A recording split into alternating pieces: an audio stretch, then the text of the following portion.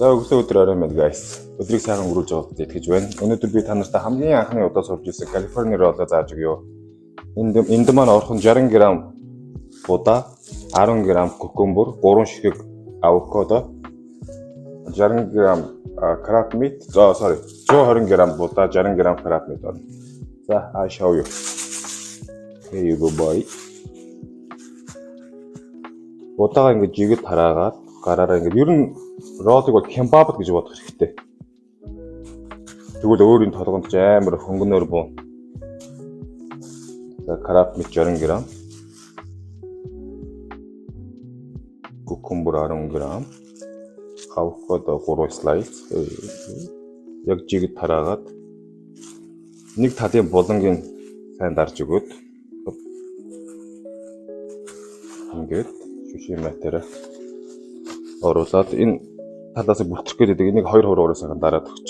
Энэ японочууд ер нь их дөрүүлжин хийх юм байлээ. Энэ солонгосууд болохоор их бөөрөг гэдэг. Ер нь би хамгийн easy замыг зааж өгнө гэдэг.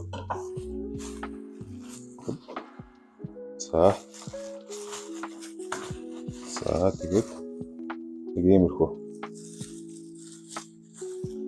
Тэгээд 8 ширхэг цусна.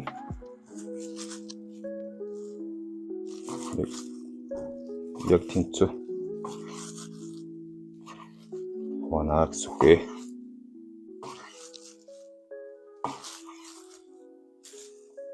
За, ирснийхэн дараа хайд нэг хэвлэж нэг талын боломжийг шахаад нэг талын боломжийг шахаад.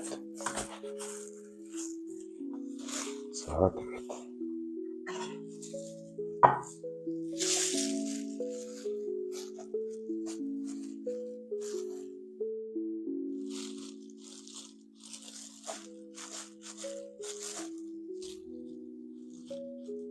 ginger wasabi-тэй олгодноо. За California roll.